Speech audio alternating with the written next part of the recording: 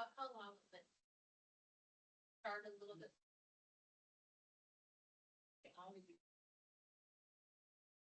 How many hours? I'm doing what I did like a hand with Chuck.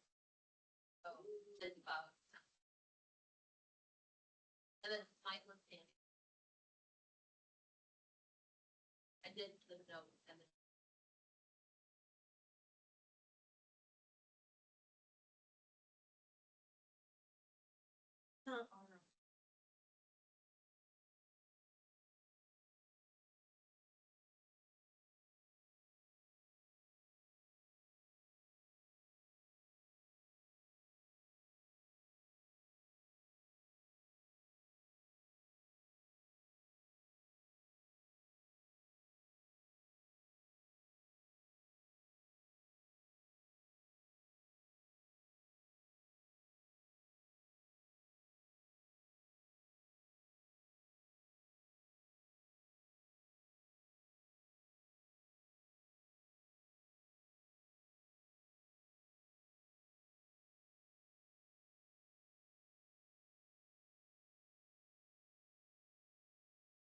Yeah. It's in the office right now, but I have an MOA. Last time there was, Right. and I did the Okay. page and get printed off, so. Okay. Get it to you. Okay. I should have caught that myself. I thought I did. I don't know. Yeah, I don't know why I wouldn't like put it off. Of it last 2 weeks. Something. Oh, yeah. I almost took it out to the reporter today. I was like, okay, let me get it out to the reporter. Yeah.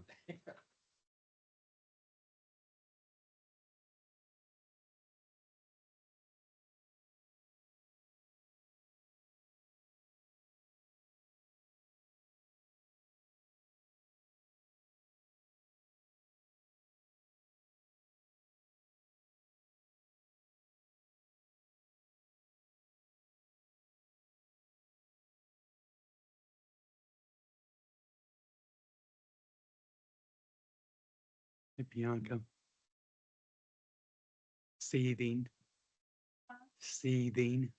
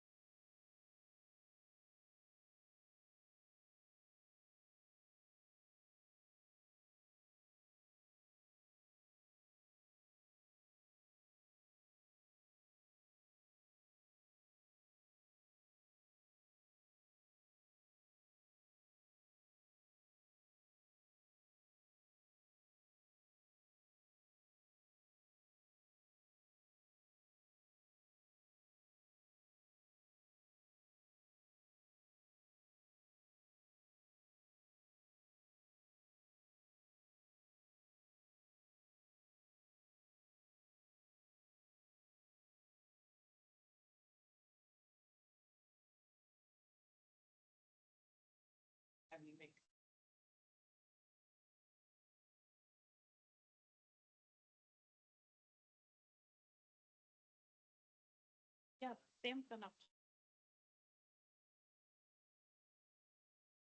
Oh, nice. Oh.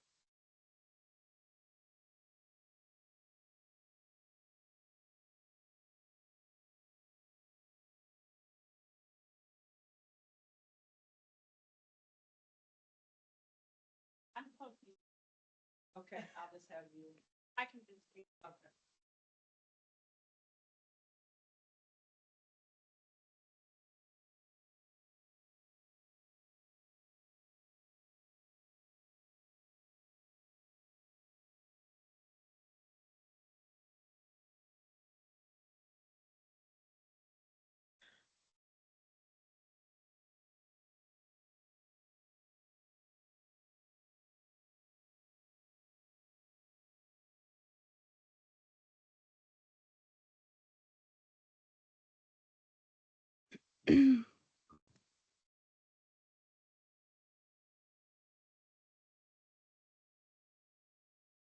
Afternoon, everyone.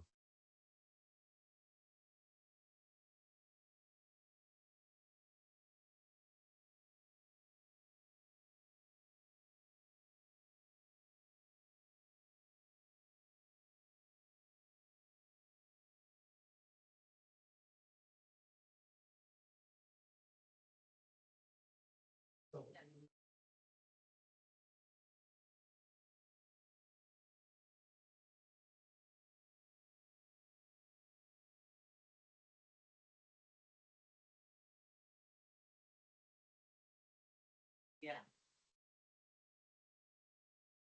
FYI.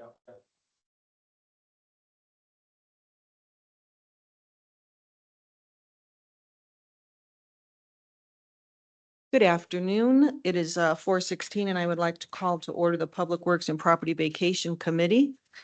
Before we get started, I believe Clerk Torado has some comments you would like to make regarding the Teams link. Good evening, members of the public.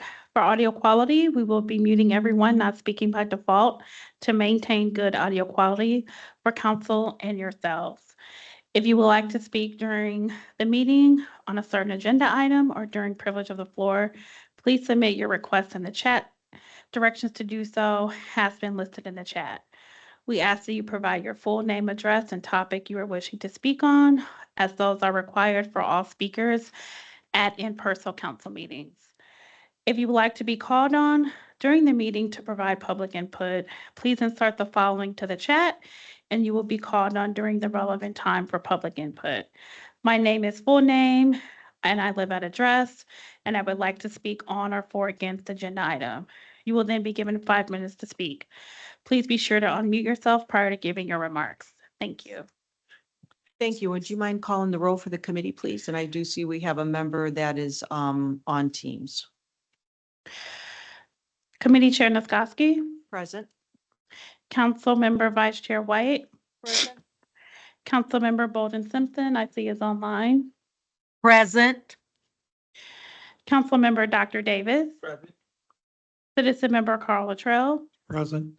Citizen Member Jason Piontek, Present. all present.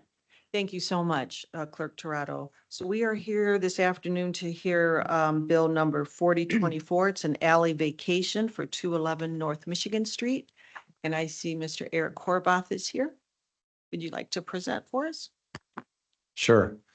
Thank you, Council. Eric Horvath with office on 13th floor of this building. I'm a Public Works Director.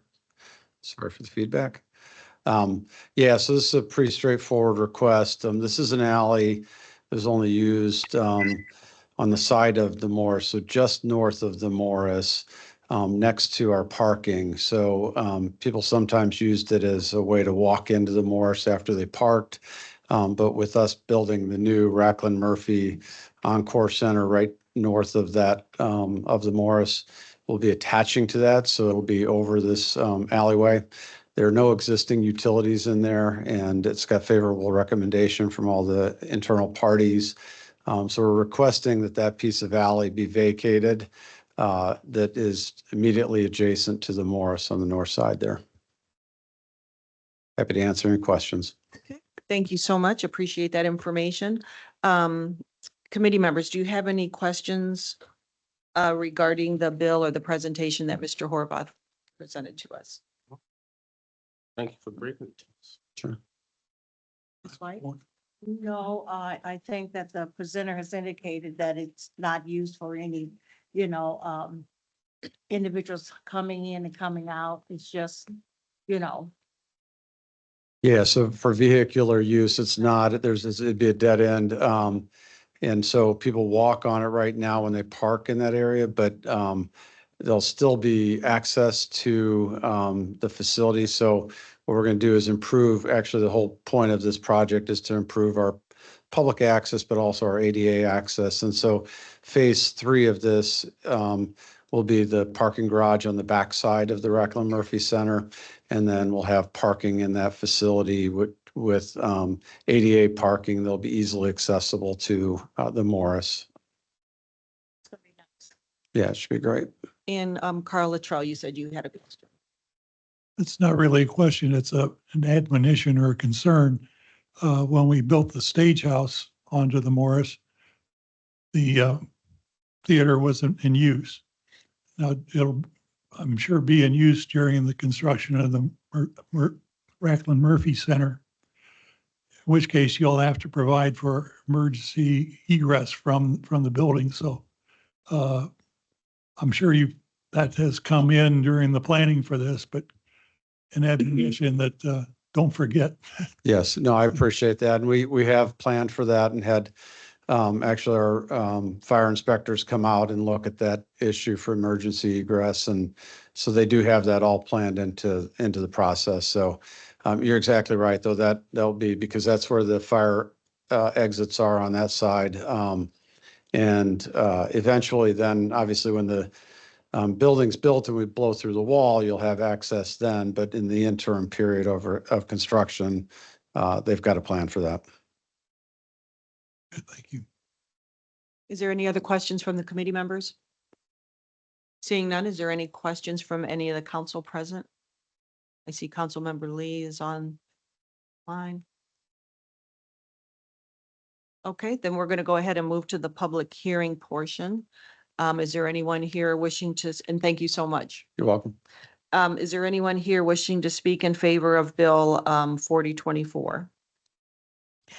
I do not see anyone in person or online wishing to speak in favor. Is there anyone here wishing to speak against or online? I do not see anyone in person or online wishing to speak in opposition. Okay, I'm going to go ahead and close the public meeting regarding Bill 4024 and bring it back to the committee. Is there any statements or questions? If not, I'd entertain a motion regarding Bill 4024. Motion to bring Bill 4024 to the floor counts, to the committee of the whole with a favorable recommendation. Second. So there's been a motion to send Bill 4024 to the committee of the whole with a favorable recommendation. It's been duly seconded. Clerk Toronto, could you call the roll for the committee, please? Councilmember Dr. Davis, Aye. Councilmember Bolden Simpson, Aye. Councilmember Vice Chair White, Aye. Committee Chair Niskoski, Aye. Citizen Member Carl Luttrell, Aye. Citizen Member Jason Piontek. Aye. All ayes. Thank you. Bill 4024 will be sent to the committee of the whole with a favorable recommendation. At this point, I'm going to go ahead and close the meeting for Public Works and Property Vacation. I would like to thank our citizen members for their participation in the hearing today. Thank you. Thank you, guys.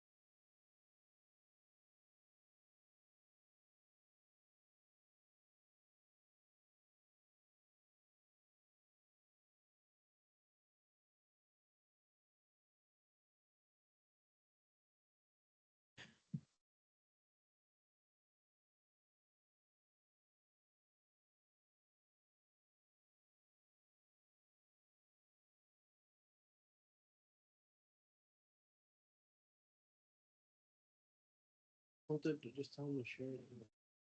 They want us to share. So I they're could just- email you back. they're just gonna say. Right, yes.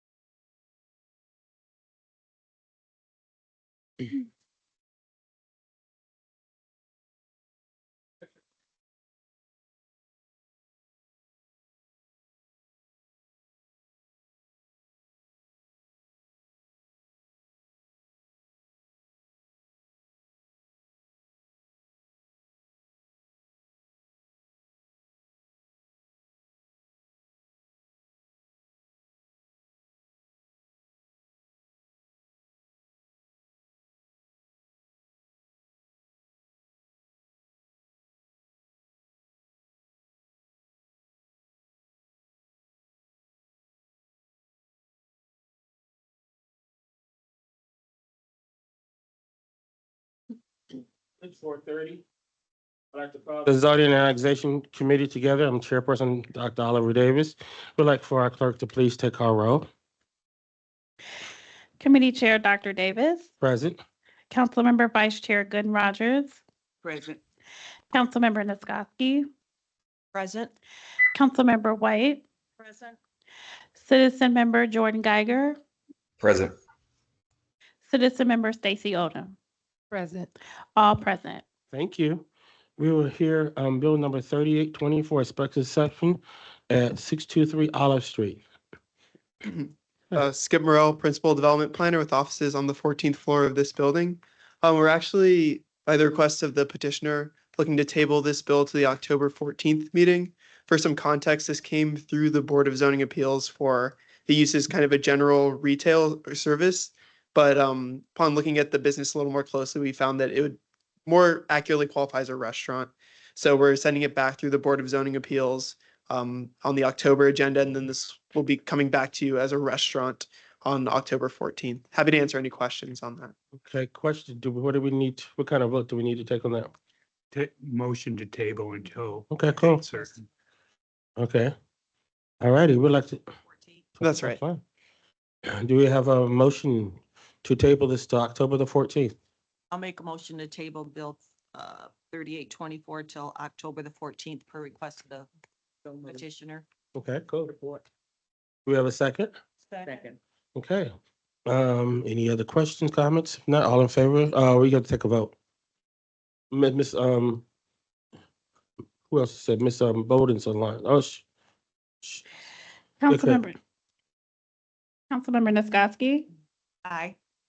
Councilmember White, Aye. Councilmember Vice Chair Gooden Rogers, Aye. Citizen Member Jordan Geiger, Aye. Citizen Member Stacy Odom, Aye. Committee Chair Dr. Davis, aye. all ayes. Thank you so kindly. Now we will have, bill, number 3924, special exception at 1006 Bill Street. Again, Skip Morrell, Principal Development Planner with offices on the 14th floor of this building.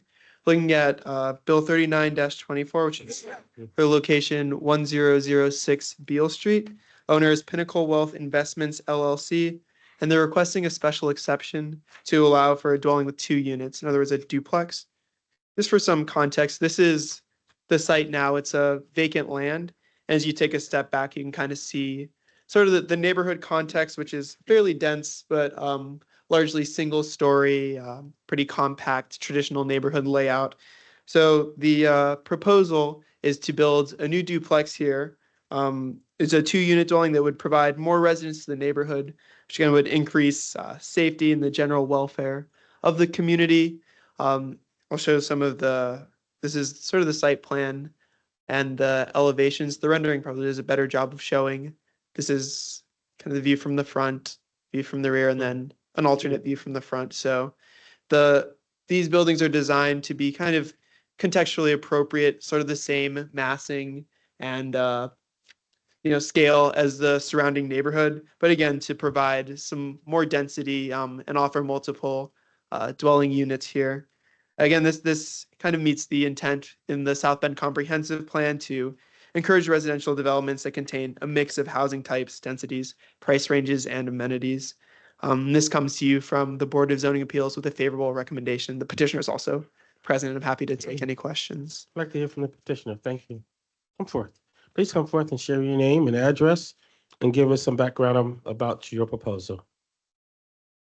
I'm Nick Benninghoff. Address is 332 North Ironwood Drive, South Bend. And this actually is our first iteration of the single family home that we had designed for the lot. After working through the pro forma quite a bit, it proved to be cost ineffective. It just wouldn't have worked. So we revised it into a duplex design, worked through the pro forma that way, ended up being a lot better for us. And it's pretty close to what the final result is going to look like here, just slightly different. Wow. I like the high roofs. Big. Yeah, that brings something. And what are you looking at in total costs for what that would look at? For cost to us or for what we're going to be selling it For what you're selling for? Likely going to be around 180 per unit. Okay. So should be on the more affordable range. Mm-hmm. How many bedrooms? 2 bedroom, 2 bath. Oh. All right. Questions, comments from that you have? Yes. In terms of parking, where would the parking be? Right Well, here or having in the back? I don't know if there's an alley in the back or not. There is actually an alley back there. we're considering putting the parking back there, and then our new iteration actually has the parking in the front. And it'd basically be, so there'd be one door in the front there, there'd be one on each side, kind of that divider, and then there'd be 2 parking spaces on each side of that divider. I have a question. Yes. Thank you, for bringing this to us in the presentation, and I was at the zoning meeting, so I seen when you brought that there as well. Thanks. Are these units, the duplexes, would they be for sale or would these be rental units? They're going to be for sale. So they'll be like a townhouse type. Exactly. Okay, wonderful. Thank you. Thanks. Any other questions? What's your goal and how many you would like to have? I'm sorry, what was that again? What is your goal and how many would you like to, how many you like to put up? I would like this to be a template for, we own 7 other lots currently, and we have about 4 more under contract. So I would like this to be a template for basically all the lots that we have that are all in the same area. Alrighty, Chair, you yeah, have 2 online questions thank you. from council members or committee members. Go for it. Those online. Number 2, whoever, Jordan Geiger. Is a question. And I see, Yeah. Pastor Lee. Yeah, Okay. Pastor Lee raised his hand first. So. Okay, I did not know. Pastor No, Lee, it's go for it, please. Or Councilman Lee. Thank you. Guys, I asked the question that I was gonna ask. I can't hear you. I said, you guys, can you hear me now?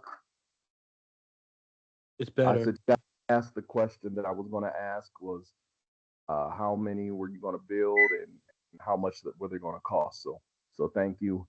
And you said you want to build about 7 of them in that area. Correct.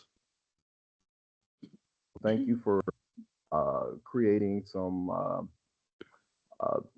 affordable housing over in the 1st District. Thank you very much. Thank you. That was one of our top priorities. My question is, for the petitioner, are you building it yourself? Are you outsourcing it? Is there another company that's building it? Building it under my LLC, Dream House Development. Okay.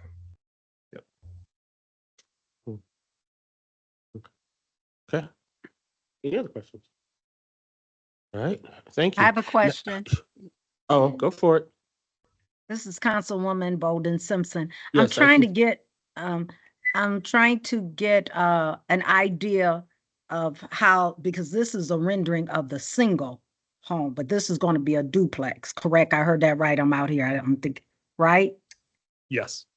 So is the one side that's on the left, that's going to be duplicated on the right, the way the roof is? And so I'm just worried about it fitting in and looking like a house. Right. Is that, do I have that correct? Essentially, yes. It's going to look very similar to this, just a little bit wider on that one side. Okay, We actually have newer renders. I was late in sending them to Skip, but okay. oh, you actually might. Oh, that's helped me. I see. Yep. I want to know how the doors would look. Okay, that makes a lot. Okay, I see it. Yeah. Especially the Did top you one. talk to any of the people like in the neighborhood? How do they?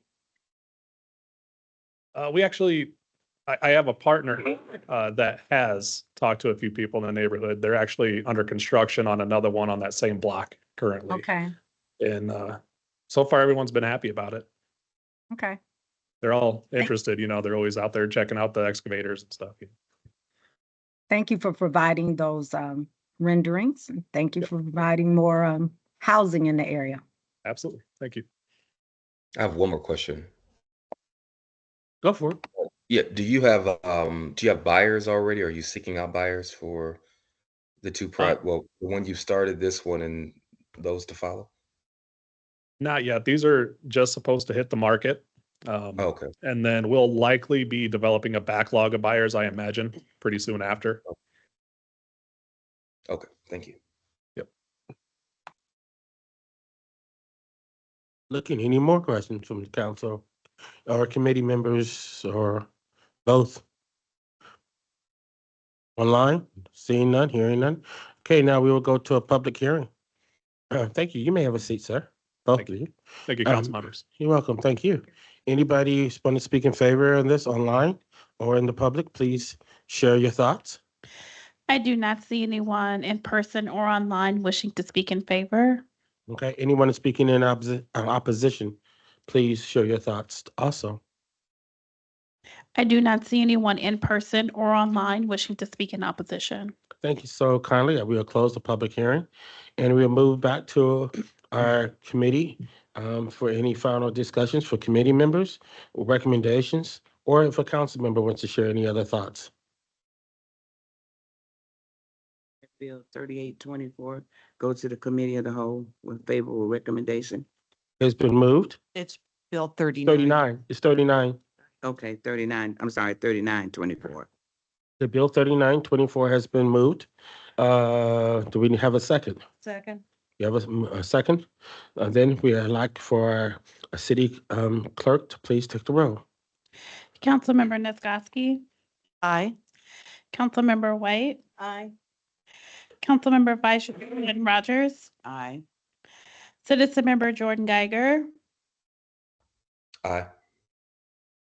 Citizen Member Stacy Odom. Aye. Committee Chair Dr. Davis. Aye.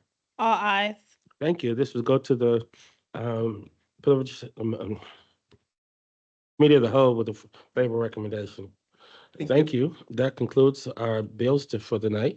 We will have a discussion. There was a request to have a discussion by the LaSalle Park Neighborhood Zoning Plan.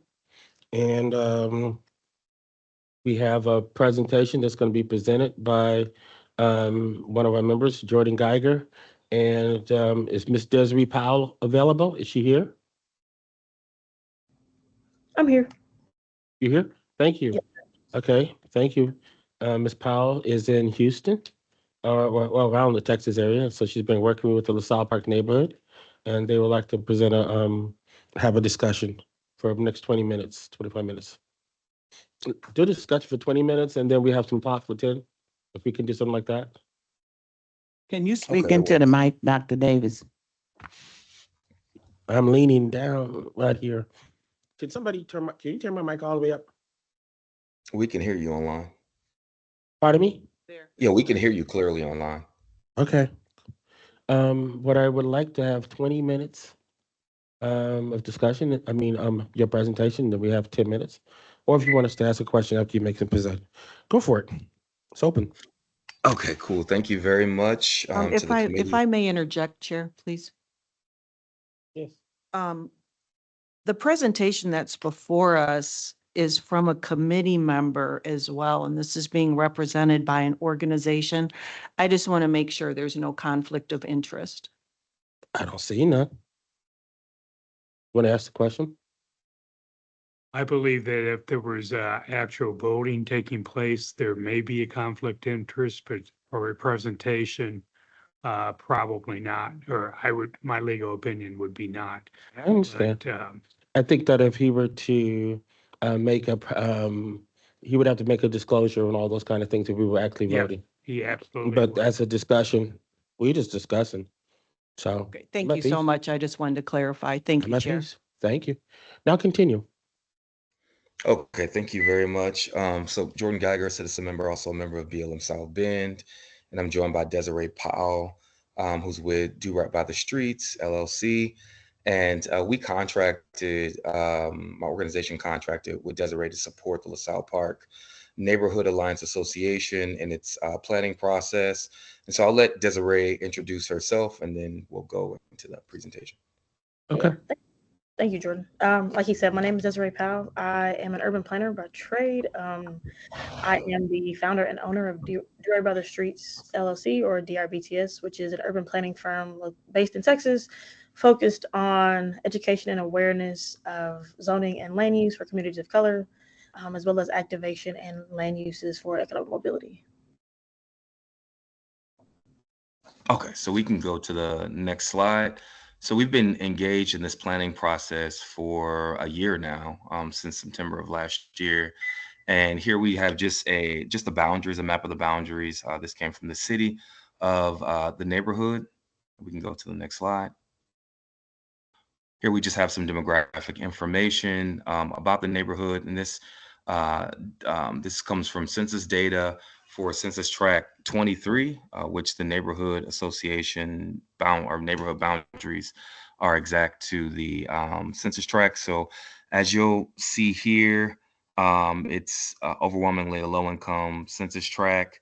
You'll see the family size is a majority one person, which is likely seniors.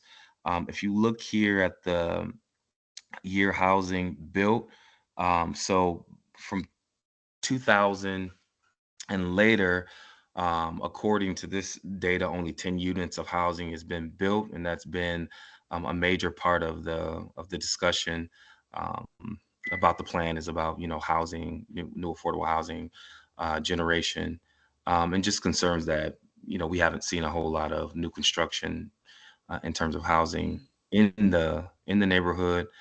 Racially and ethnically, it's about 60%, 59% Black to be exact, and 29% Latino, and 12% white. Next slide.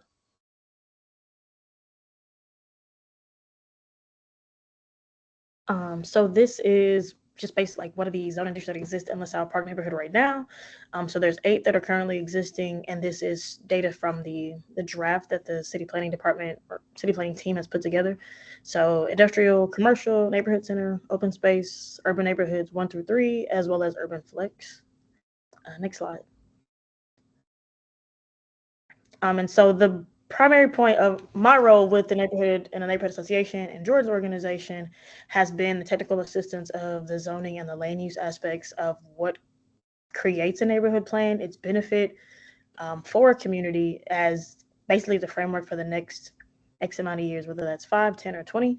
So a lot of these questions or these concerns come up from what we've been talking to the city since I've been involved and engaged, and then what the community has been talking with the city and has been expressing as concerns prior to me coming on, as well as the timeline of the plan getting closer to adoption and some type of draft being put out to the community at large.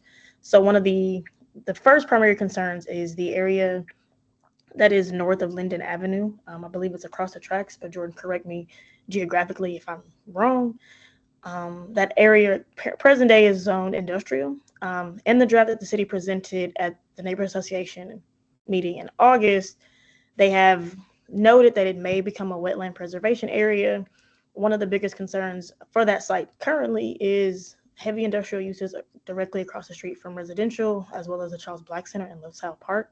So really paying more attention and somehow working with the city planning department for really better protection for the community. As the community grows, more housing comes online, more economic opportunities, economic development, that sense of industrial right across the way, since it allows for medium and heavy industrial uses. So something as small as a manufacturing or production company to something larger to possibly like a heliport, which is on the extreme side of it, but it would still technically be permissible at the city planning level. So that is a question and concern for remediation of the lot if it does turn to wetland preservation. And moving forward, if it does not and it remains industrial, how does that impact the community's future? And how does that play a role in the neighborhood plan? I just want to say something real quick about that area. So it's just south of the tracks, so between Linden and the tracks. And it's also been a site, I'm sure Stacy and others who have lived in the area know that there's been a lot of dumping there, which has been a concern for the neighborhood. And there's a body of water also in that wooded area. And so the discussions that we've had recently about the site and with the city, as Desiree mentioned, is that we're just concerned about, continued, potential contamination, the fact that the history, the neighborhood already has a history of environmental injustice that has been discussed for decades, going all the way back to the 80s. So what we're trying to get at is that we need to address that area in a responsible way. The Office of Sustainability has done some preliminary research, I'll say, looking into who owns it. And I believe the company is based in Florida. I don't know how, we're trying to find out if there have been like zoning code, like code violations there, et cetera. But it's a piece of land that's sitting there that's being dumped on, and it would be for the good of the neighborhood if we found a way to address it in partnership with the city. We can go to with Desiree, I'm sorry. Yeah, you can go to the next slide. Thank you. Sorry, before I jumped into this, I should have noted that all of the following slides are all concerns of things that are missing from the draft that the city has presented thus far, or haven't been fully addressed in the way that the neighborhood has expressed that they are concerns happening today and concerns that they feel like will be exacerbated if they're not addressed through this neighborhood plan. Were you about to say something, Jordan? No. Oh, so this is just a piggyback off the previous slide regarding the industrial zoning of the site that Jordan was just talking about. These are the zoning districts that are in close proximity. So like I mentioned, the urban neighborhoods 2 and 3. So those are residential zonings, primarily single family, but can have a mix of other types of housing. And the open space zoning, which is the Charles Black Center and LaSalle Park, which is directly south of that property. So in tandem with the things that Jordan and I mentioned as far as environmental injustices and environmental protection, that's something that has not been addressed in the neighborhood plan or has not been addressed head on with city staff of what does that look like for protection and the impact of more restrictive language around. We know that's a private property. We know that's private ownership, but what that looks like for incoming businesses or businesses that may change hands, or even just something that, I don't know, we're still trying to find the language, but we know there's a fine line between where you can go with the public or city and going into private ownership and private property, but more deterioration of that property to the north obviously will deter development and possibly deter people wanting to invest in LaSalle Park. You can go to the next slide. And so another thing that has been mentioned to me, and I've heard community members talk about since I came on board and been involved with the LaSalle Park Neighborhood Association, is EV infrastructure is supposed to be coming online through MACOG. And so that'll be something that I believe they're running. They're going to start a pilot at the Charles Black Center, which will encourage hybrid vehicles or vehicles that are just EV. And so with this, obviously addressing climate change and more energy efficient building, there hasn't been any discussion in the neighborhood plan or amongst city staff of how the zoning or the neighborhood plan will address that, or even zoning or land use. Currently, there's not a particular use that says electric vehicle charging or EV infrastructure. And so a big concern at the neighborhood level, as far as the zoning of the Charles Black Center, will that change drastically from what it is right now, as far as open space, and how that plays into the equity of when this comes online, is that going to more than likely disrupt day-to-day living, the neighborhood quality of life? It is something that the community is excited about and they want to see, but is it something that is going to open up kind of like the floodgates for other type of development, like EV infrastructure, that may not be as beneficial? So that hasn't been addressed in conversations with the city. We've had conversations and meetings with MACOG and the city discussing what this program looks like. So as far as the last time we spoke with MACOG, it's happening, it's coming. And they even mentioned that every city that they're doing this in has to come up with their own policy and language. And so thus far, we haven't heard much of anything from city staff of how this will be handled in the neighborhood plan, and even at the city as a whole, if there are other opportunities and other locations that there will be EV charging available and EV infrastructure.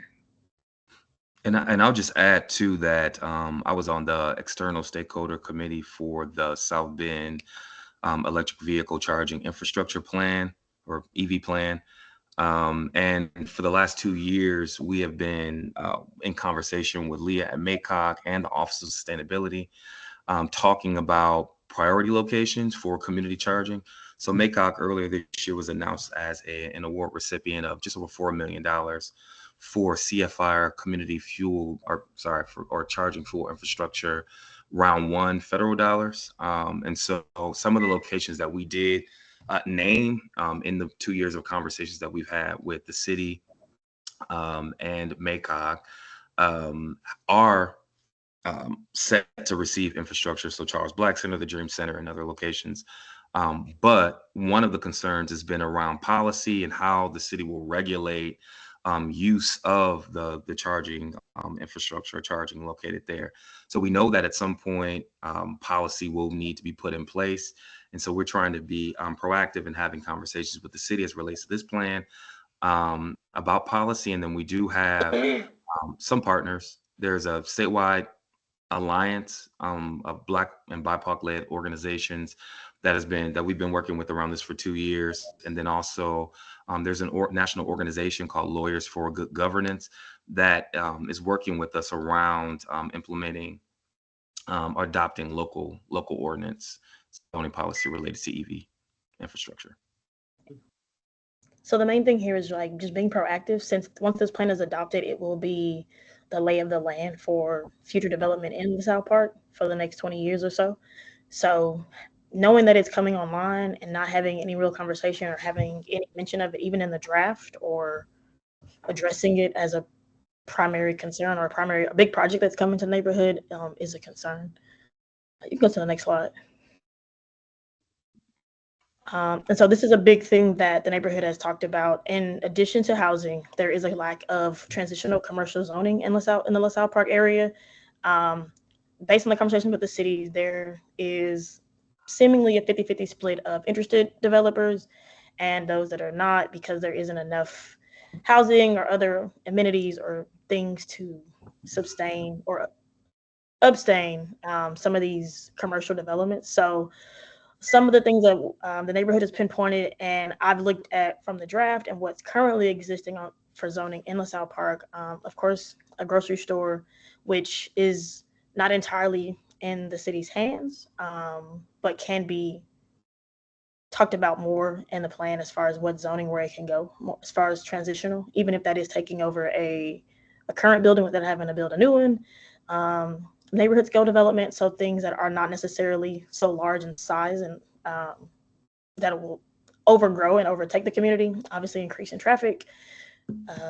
The reduction of auto-related businesses, and that is in relation to those businesses that are no longer in operation or those that may or may not be in compliance. So that is, again, doubling back on or dovetailing with another department, code compliance, just to see what that looks like. The ones that are obviously operating and doing what they need to do, you want to be able to keep those and help them grow and obviously fit into the direction that the neighborhood is growing, especially since most of them are located along Western Avenue. And then really showing how the city hasn't necessarily showed examples of how an updated zoning could rejuvenate vacant storefronts, underutilized or abandoned commercial buildings. Granted, some of them are privately owned, some of them are city owned, even possibly owned by community members. But what that looks like, the plan doesn't necessarily, it focuses very heavily on housing, and not to deter the importance of housing, but just as much as the neighborhood needs housing, there also is a need for economic mobility in order to afford new housing and new units, whether they be for sale or for rent. And then last but not least, the impact of mixed use development and mixed use zoning, recognizing that that is something that the city has mentioned quite often in the plan, as well as in conversations and meetings that we've had, which is great. But for a neighborhood that has not seen a ton of economic mobility or economic movement, in tandem with what Jordan mentioned hasn't been a lot of development of units, of course, the immediate worry and concern is gentrification. So that mixed use zoning also being able to encourage and work together with neighborhood scale retail and commercial. So more incubators, small business, entrepreneurship, or even businesses that come from outside of the community that can still fit into that framework, but doesn't feel like it is taking over. You can go to the next slide. Okay, in our discussions with the planning and zoning department, we did ask for a map of city-owned lots or properties in the neighborhood. So this reflects that. We can go to the next slide. And we really have been talking about like next steps and in consideration. So one, I don't know if you all are aware, saw the announcement about 114 or $17 million coming to the state of Indiana for solar energy, solar panel installation, microgrids. We are a part of this broad, like, coalition, statewide coalition, and so we're set to receive in the city a microgrid to support low-income or disadvantaged households and communities. So the microgrid project, the money's already essentially there. It's already been awarded, but we are working with the lead agency, which is Black Sunlight Sustainability, to develop a project for West Side neighborhoods, including LaSalle Park. So what's needed is either a continuous, like, 5-acre lot for the parcel land for the project, or they're also interested in doing like scattered site. It just sort of depends on the engineering. So we wanted to have a conversation with the city about, how we could reappropriate the lots that they already own to support this project. Another consideration is securing data around the number of potential code violation issues for the industrial land that we discussed earlier. And then, of course, develop an EV policy with community, statewide, and national partners. And then since the beginning, we have raised issues around allocating funding in the budget for plan implementation. So we've been very clear that without funding, appropriate or allocated for the plan, it's really just words on paper. So we don't know where the city is in terms of budgeting for this. We know that they've said, like, historically there has not been dollars attached to budgets, but we would like to change that. I know Stacy's been in some conversation with the city. We talked about her CDC being able to do a housing project in the neighborhood.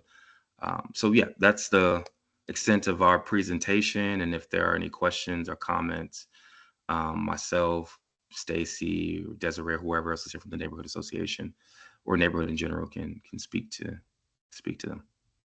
Question for you. Thank you for your presentation. Thank you for your work that you are doing to help us to revitalize this section. We appreciate the fact that many of you have been working on this for several years, and I'm glad you were able to present today. When it comes down to some language, you said some zoning language that you would like to see put in those areas that was currently not there. Do you have samples or information that you can send to our committee so we can take a look at that kind of information, and then have our attorney to look at that and give us some guidance regarding that? Yeah. We've done some preliminary research around that, and the Lawyers for Good Governance is also going to be supporting us in that. So we will have something forthcoming for the committee's consideration, for the consideration of the whole council and the administration. Other questions that we have? Let's go down, Ms. White. I know I saw you, right? Presentation and commonality with some of the concerns that we've heard in other areas as well, but your lack of transitional commercial zoning. And you've mentioned you've had some discussion with the zoning, with administration in regards to the zoning. What feedback have you received thus far? Mainly so Western Avenue is framed as a commercial corridor, so leading into downtown. So Western Avenue the city did in their draft, they did propose about maybe 15 lots that are going to be rezoned from one of the urban neighborhood zoning districts, so one of the residential zoning districts, to neighborhood center, which is going to allow that, like, retail on the bottom, living on the top. That's the intention. But that's about it. There's nowhere else in the neighborhood currently in their draft, or even in our conversations, that there are other opportunities. So they're really putting that onus back on the community of if they want to see that, they will put the zoning in place. But at least the main concern that I've seen from the community has been, what does that look like? Like, they hear mixed use and they automatically think gentrification. Thank you. Thank you. Councilwoman Nagowski. I have no questions. Okay, before we go down, I see Councilwoman Bowden Simpson. Is that your hand raised or was that from the last meeting? Yes, my hand is raised, but Okay. Ms. Go ahead. Torado, Clerk Torado informed me that it is shared with us this morning. Yes, we're Okay. looking at it right now. Thank you. Okay, thank you. Is there Quickly, I just- any other questions you have on that, Councilwoman White? Macaulay White, Bowden Simpson? No, Did no you- other questions. I was just working and did not see the email, so that's fine. I want to just review it. I thank you for your presentation. It's quite informative, and I want to go through it more slowly. Thank you. All righty, thank you. Can I make one more yes. comment? Go for I it. just want to say a little bit more about the microgrid project and as it relates to like reparating land. Mhm. It's an important project because it's essentially designed to support 250 households. And again, as I mentioned, it's about a $2.5 million project.